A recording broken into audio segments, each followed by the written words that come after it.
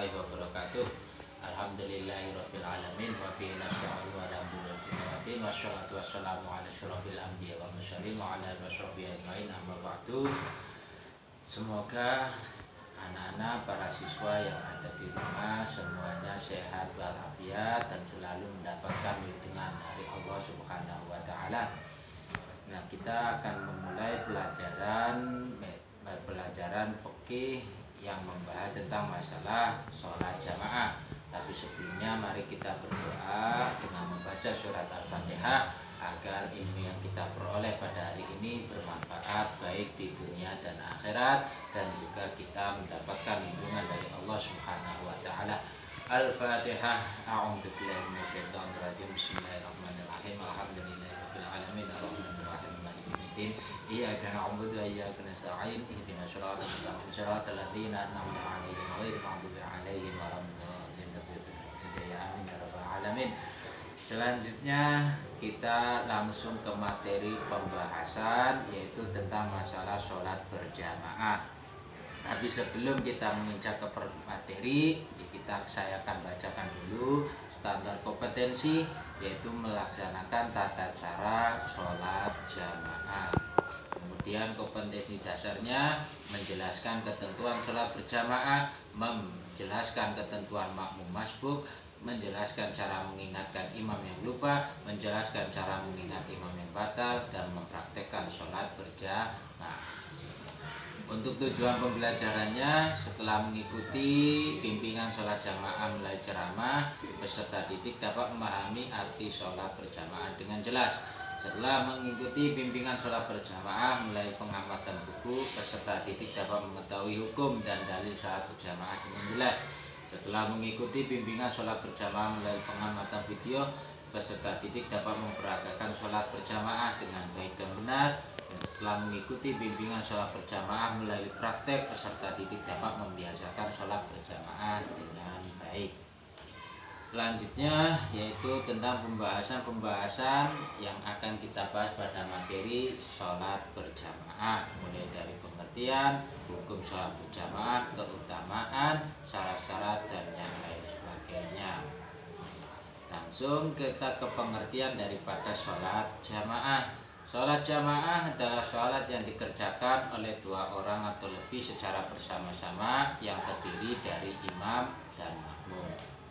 Kemudian hukum dari sholat berjamaah. Hukum sholat berjamaah adalah sunnah muakkad, yaitu sunnah yang sangat ditekankan atau sangat dipentingkan dalam pelaksanaannya, atau istilahnya sunnah yang sangat dianjurkan untuk dikerjakan. Nantinya keutamaan sholat berjamaah, yaitu hadis Nabi Muhammad SAW an Abdullah bin Umar radhiyallahu anhuma anna Rasulullah sallallahu alaihi wasallam qala sholatul jama'ati afdalu min sholatil fardhi bi 27 darajatan, muttafaqun alaih.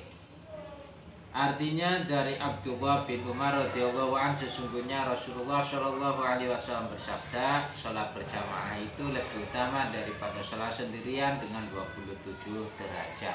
Ini hadisnya ada hadis riwayat Bukhari dan Muslim.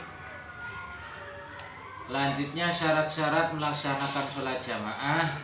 Sholat jamaah itu terdiri dari imam dan makmum. Masing-masing dari imam dan makmum itu ada syaratnya masing-masing. Yang pertama, syarat-syarat menjadi imam. Yang satu, wajib laki-laki jika makmumnya laki-laki, perempuan, atau laki-laki dan perempuan. Boleh makmum perempuan atau imam, boleh imam dari perempuan ketika makmumnya juga sesama perempuan. Yang kedua yaitu baligh dan berakal sehat. Yang ketiga, fasih membaca Al-Quran dan cukup hafalannya. Yang keempat, mempunyai ilmu agama yang memadai. Dan yang kelima, umurnya lebih tua dari para jamaah yang lainnya. Selanjutnya, syarat-syarat menjadi makmum harus mengerti dan mengikuti gerakan imam. Imam ketika takbir ya mengerti, tahu. Ketika rukuk ya si makmum yang mengetahuinya. Kemudian yang kedua, tidak boleh mendahului imam. Jadi imam itu melakukan rukun dari sholat itu secara sempurna dulu, baru setelah itu diikuti dengan makmum. Yang ketiga, wajib niat mengikuti imam. Dalam arti kita niatnya itu adalah makmuman lillahi ta'ala. Usolli fa, misalkan sholat duhur, usolli fardhu dzuhri arba'a rakaatin mustaqbilah qiblati adaan makmuman lillahi ta'ala. Ini syarat bagi si makmum. Yang keempat, jenis sholat dan tempatnya harus sama. Maksudnya jenis sholat harus sama, itu berarti sholatnya itu gerakannya itu sama. Tidak harus sholatnya itu sama-sama fardu atau sama-sama sunnah. Yang penting kalau sholatnya itu gerakannya itu sama, itu ya sah berjamaah. Kayak seperti kalau seandainya tidak sama, seperti halnya sholat jenazah atau sholat gerhana, itu gerakannya tidak sama, maka makmuman pada orang yang sholat seperti itu ya hukumnya tidak sah. Yang dimaksud dengan tempatnya harus sama, itu berarti antara si imam dan si makmum itu tidak ada penghalang. Selanjutnya jenis-jenis daripada makmum. Yang pertama, makmum muafiq.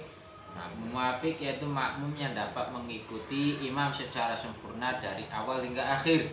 Yang kedua, makmum masbuk, yaitu makmum yang datangnya terlambat sementara imam sudah melakukan sebagian rukun sholat, seperti sudah baca Al-Fatihah ataupun tertinggal rakaat. Itu namanya makmum masbuk. Selanjutnya, halangan melakukan sholat berjamaah. Halangan melakukan sholat berjamaah yang pertama itu ada bencana alam. Bencana alam bisa berupa badai, gempa bumi, tsunami, banjir, ataupun gunung meletus. Yang kedua yaitu adalah sakit. Yang ketiga, dalam keadaan lapar dan haus sedangkan makanan sudah dihidangkan. Yang keempat, keadaan yang tidak aman seperti perang, bentrok, atau konflik. Maka ini merupakan halangan untuk melakukan sholat jamaah. Kemudian contoh-contoh sholat yang disunahkan untuk berjamaah. Yang pertama sholat fardu, yang kedua sholat tarawih dan witir, yang ketiga sholat hari raya, yang keempat sholat gerhana, baik gerhana matahari ataupun gerhana bulan. Gerhana matahari diistilahkan dengan sholat khusuf, kalau gerhana bulan diistilahkan dengan istilah sholat khusuf. Yang kelima yaitu adalah sholat istisqa, yaitu sholat minta hujan. Yang keenam sholat jenazah dan lain sebagainya. Ini masih banyak lagi, ini hanya sebagian contoh saja.